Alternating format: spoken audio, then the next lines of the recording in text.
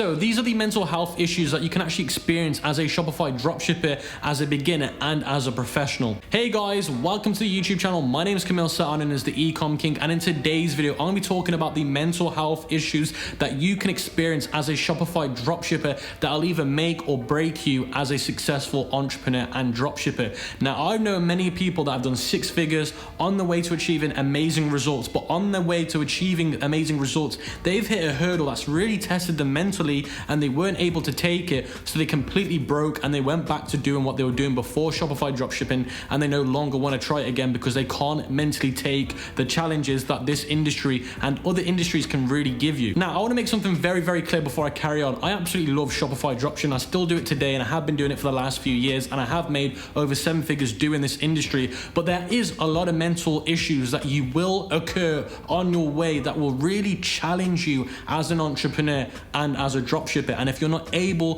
to get over these hurdles, then it will slow you down or will completely make you stop. And the whole point of the video today is to actually tell you guys the biggest challenges that I've actually gone through in my journey that have really tested me mentally. And I'm actually going to give you guys real examples that you'll actually face as a beginner and on your way to becoming a professional dropshipper. So please make sure you smash the like button on this video, because it will really help the support of the video, and it will help the video get out to more people, because I want to make sure that everybody that gets involved in Shopify dropshipping is notified about the mental health issues that you can challenge in your journey, because it's very, very important. So before I actually get into the mental health issue topics that have really challenged me personally, I want to go over what the definition of mental health is, because a lot of people don't even know what this word means, and they shy away from it because they don't understand what it means. So mental health includes emotional and physical social well-being effects on how we think, feel, and act. It also determines how we handle stress, relate to others, and make choices based on our mental health.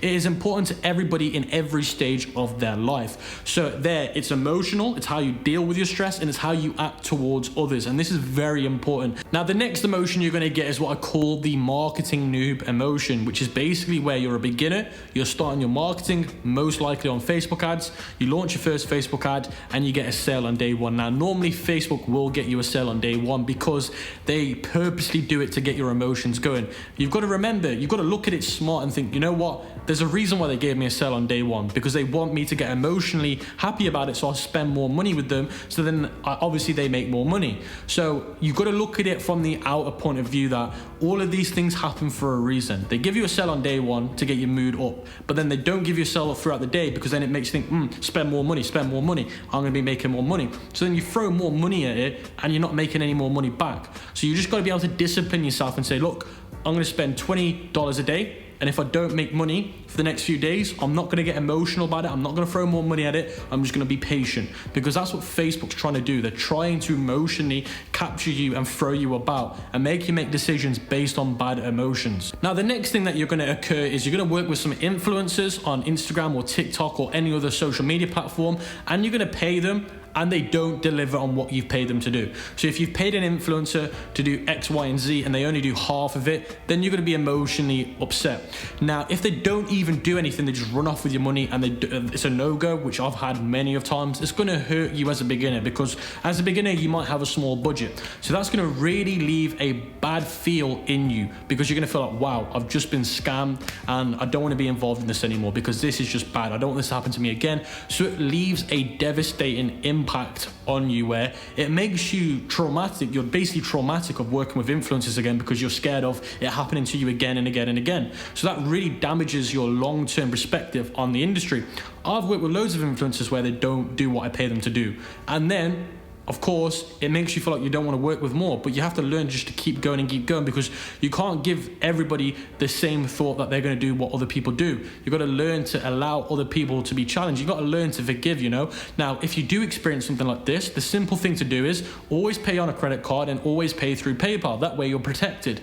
Now, some influencers try and get you to pay outside of that, and that's where you're going to have the biggest issues. But don't let this really give you a bad feel on the influencer game, because I have a lot of people in my Facebook group that put, oh, this influencer didn't work with me, I don't want to do this anymore, I give up. And that's just a bad way to look at it.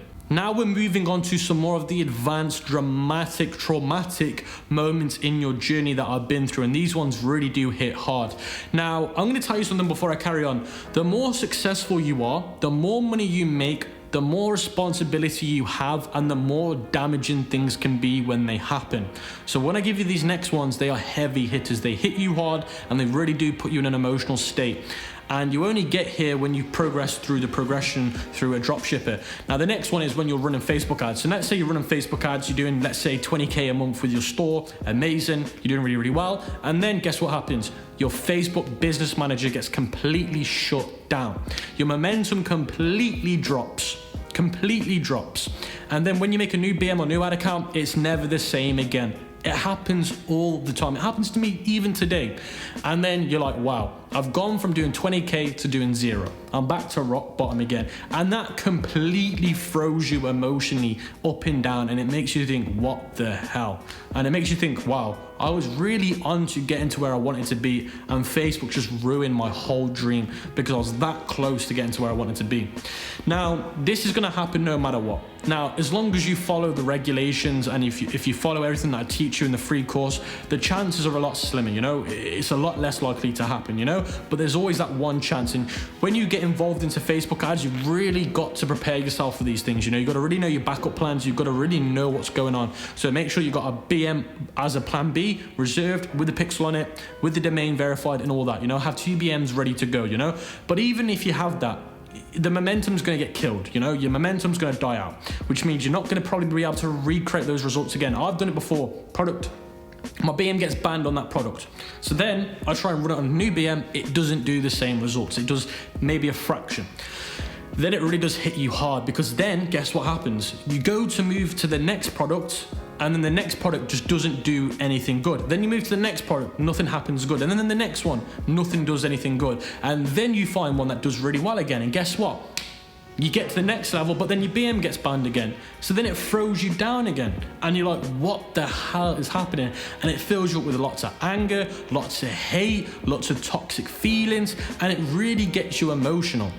And this is what I call the life hurdle. Now, this is the way I look at it, and this is the way that really helps me get on with it, you know, as a mental stability, which is I look at it as life really challenging you for what you want. Now, life is saying, look, I've given you this, but now I'm going to challenge you and see if you can really want what you say you want. So I'm going to put a hurdle here, which is the BM being banned. Done. Now you get back on another BM, you find another product, you do really, really well again. Then they give you another hurdle, and life is just saying to you, do you really want this? Do you really want this? And it will keep saying to you, do you want it? And it will keep throwing these big challenges ahead of you. And as long as you look at it like that, it will make you feel so much better, and it's not going to make you feel over the moon, but it's going to make you be able to control yourself when it happens. It's going to make you look at another way of looking at it. Instead of looking at it as Facebook's ruined my career, you're looking at it now as life's just challenging me to see how badly I want to hit that goal. Now, unfortunately, there's nothing really you can do with Facebook business managers. You can only follow the guidelines and do what they say you can do, and if they ban you, unfortunately, that's one of the things. You just have to appeal it and get on with it. But that's why you should always diversify your marketing and look to use other advertising platforms like TikTok, YouTube ads, and those other ones that I've talked about. And that's why when you run a product, you want 2 advertisements running at the same time, one on Facebook, one on TikTok. In case that one dies out, the other one's running, your momentum carries on. So that's a learning curve that you've got to experience. But this is the one that I see a lot of people really experiencing, and it really damages their mental power in the game. So the next challenge is suppliers, and this one really hit me hard as a beginner, and it really got me in a bad place mentally. Now, when I was doing really, really well as a beginner, and I was progressing to become a professional dropshipper, you know, and I was really getting to hitting some really good numbers. We were selling this fishing rod one summer, and I decided not to sell it through AliExpress. I decided to try and take it to the next level and find an outsourced supplier. So I found a outsourced supplier, and I'm not going to name the name because I've already talked about them before. I don't like shaming people. And we worked with the supplier, and the shipping times were way faster. Instead of them being 25 days to 30 days, they were around about 15 days, which was really good back in the day when I was doing this. And then we were selling this fishing rod, and we were doing around about 30K a month, which was really impressive. And then we realized that the supplier, because we were getting loads of emails from customers saying that the product was being delivered damaged, it was broken. We were getting emails saying that the product wasn't the right variant. We were getting emails saying to us that we are missing a rod. If they've ordered 3, they only got 2. We were getting loads of complaints about this product because the supplier couldn't handle scaling the product. And because we moved away from AliExpress, we went with an independent one. They just couldn't handle the capacity. They didn't have the team in place to do quality checking, and it completely destroyed destroyed that store because we had to refund people. We got given loads of chargebacks. And then when we went to our supplier for a refund, so we could refund the customer, the supplier did not want to refund us. They gave us a refund for the first, I think it was like the first couple of days when the issues were occurring. But then after that, we had like almost $10,000 worth of refunds, and he was only willing to pay for $1,000. So when we're now $9,000 in the dirt because the supplier hasn't done his job properly, and it's putting us in a place where we've now got to pay out of our own pocket. Because that's the thing, when you now have lots of customers, your responsibility is getting bigger and bigger and bigger because people have paid you now, and more people that pay you, which means more responsibility, which means more stress on your shoulders. Accountable for these people. So if you can't account for them, then it's game over. So we had to put out of our own pocket $9,000 to refund these customers, you know? And obviously from that point of view, we never worked with that person ever again because they weren't being accountable, and we had to be accountable for it. And that put me through such an emotional roller coaster because it was an amazing store. We were doing some amazing numbers with it.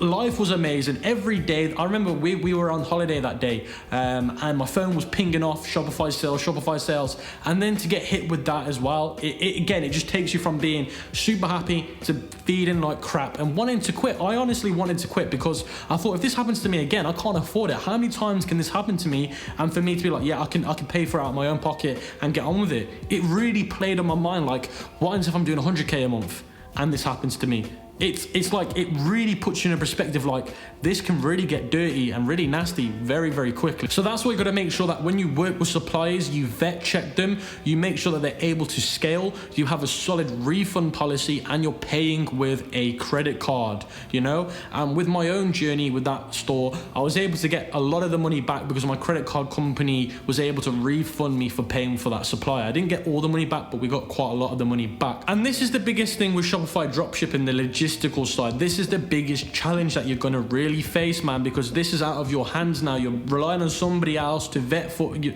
You're now relying on somebody else to do it for you, and you got to make sure that when things get bad and things get quite stormy, are they going to be really bad and get on with their own and make their own money, or are they going to be able to help you out? And that's why you've got to do what I've taught you in the free course and really vet check them, ask them questions, and hold them accountable, and make sure that you know the refund policy inside out, and make sure you got a credit card that's going to protect you from these suppliers if they do decide to go down that route and become very greedy and very nasty, you know? Like, the thing with suppliers is they see you make, they start making a lot of money, and they get attached to that money, and they don't want to give it away. And that's just one of the horrible things that can happen within this industry, and it can make or break people, you know? I know other people that have had this issue, and it's completely cut them. It's made them think, you know what, I'm done with this industry. I can't do it anymore. It's too much. And I understand why, because it's such a mental challenge. You know, it really plays on you, responsibilities, people's lives, your money. Trying to think why somebody would be so greedy and not help you out. It all plays on your mental health, you know? So the next biggest mental challenge that you're gonna face during your professional career or get into the professional side of dropshipping is payment holds. PayPal could hold $200,000. I've had it before. They've held $200,000 for 180 days. And you're thinking to yourself, how am I gonna pay my suppliers? How am I gonna pay my taxes? How am I gonna pay my costs? And how am I gonna pay for my actual life, you know? And all of these things become on your shoulder, and you can really feel the tension, and you're thinking, what am I going to do? And you try speaking to PayPal, they're not giving you that money. It's solidified 180 days. And you're thinking, how can I think about the next 180 days? That has completely destroyed my business, destroyed it. And then you think really bad. You get into that place where you just don't know what to do. You try and explain to your suppliers why maybe you can't pay them, or you're trying to explain why you can't pay your costs or your VAs, and it's horrible, because then you're damaging other people's lives because you can't pay for it. So these are one of the things that really will play on your mind, and you got to learn how to get around payment holds, you know. Make sure you speak to your payment providers before you scale with them. Make sure you choose the right payment providers. Make sure that you have everything that they need to make sure that you're not going to get holds. Make sure your tracking numbers are getting updated every single day. You know, I use an app called Tracksure that automatically updates my tracking numbers so I don't get any payment holds.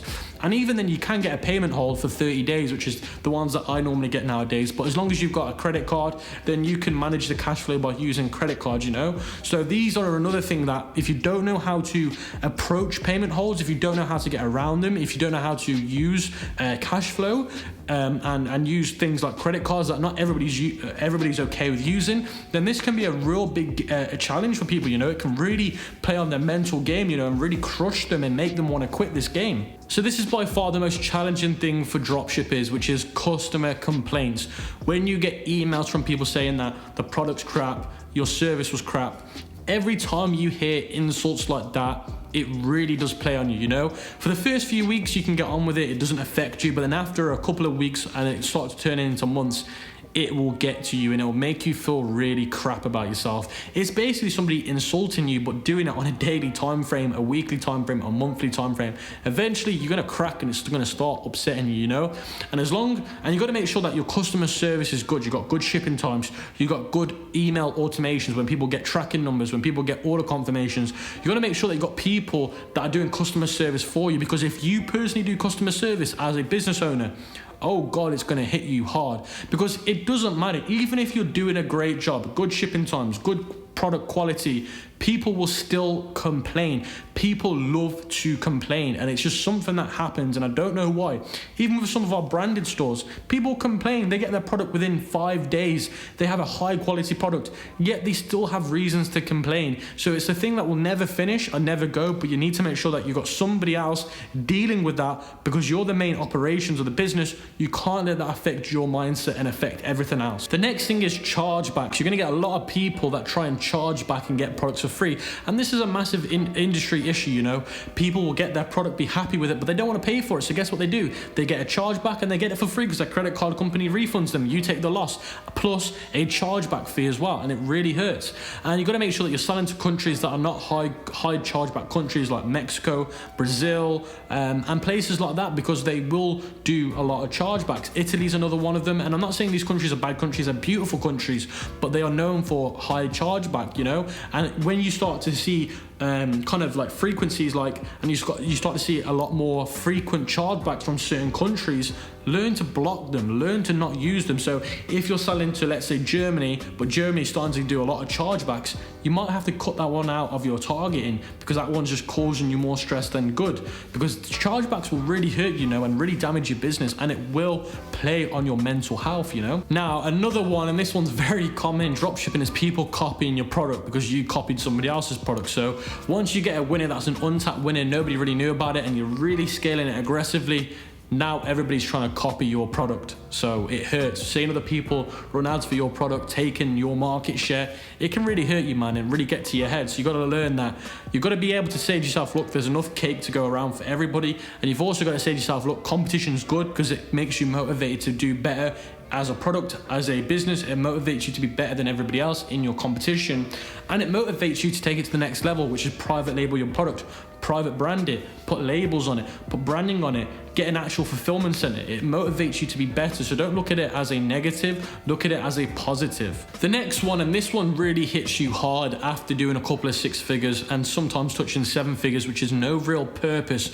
When you're selling products that you don't care about, when you're selling products that you have no emotions for, eventually, even when you're making 6 figures, you're thinking to yourself, why am I even doing this? I don't enjoy doing it anymore. And that's where you got to make sure that when you do hit 6 figures, you start to build something that you're passionate about, because if you don't, your motivation will completely die out, you know? If you're not doing something you enjoy, you're not going to want to do it anymore, because the thing is, once you've made money, what is it about then? Because once you start doing $10,000 a month in profit, it's very hard to do something that you don't enjoy doing, because the money's there now. What else is motivating you? So you have to really do something that you're passionate about, and that money doesn't give you the happiness for it. Something else has to give you happiness, because if not, your purpose is going to get unfulfilled, and you're going to be in bed for months thinking, what am I meant to do next? And it's going to really play on your mental health. So this is what I'm doing every single day to help control my stress and anxiety. So what I do on my daily time frame is I wake up in the morning and I do something called a Wim Hof breathing technique. Now, Wim Hof is a breathing expert. Now, a lot of people don't even know how to breathe properly, and breathing can really help control your stress,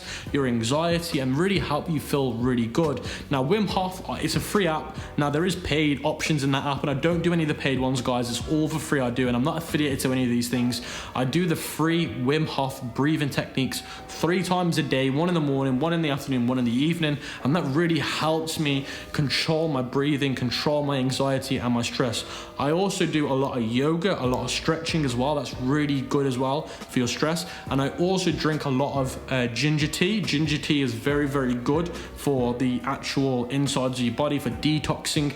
And I also do something called essential oils. So these are oils that I burn and I smell them and I listen to aromatic music, and then that way it really does help pull out all the negativity out of my body. Smell and hearing good things are really good for you. So burn essential oils. If you've watched me on TV, you've seen that I do that. Then listen to some really nice music and it will just relax you and make you feel really, really good. And something else that I like to do is there's an app called Headspace, and this is the app that I use for my yoga techniques. And it's an app where somebody will talk to you about how to release stress, and it's really relaxing, you know. And that's the app that I also use as well. I'm not endorsed or sponsored by any of these companies. These are things that I generally really use on my daily basis to control my stress and anxiety, because it doesn't matter what you do in life, you're going to occur stress and anxiety, and you've got to learn how to deal with it. A lot of people learn to try and get rid of it or ignore it or think it doesn't exist. And the more you do that, the worse it gets. You've got to learn to say, yep, it's a part of my life and I've got to learn how to deal with it. And if you do that, you will be better than ever. So guys, that was my video about Shopify dropshipping and the mental health issues that can happen within this industry. I hope you've learned something. I hope you now understand what you could potentially face in your journey and how to deal with it and how to manage it. And let me know if you guys have found this helpful, and I'll see you guys on the next video.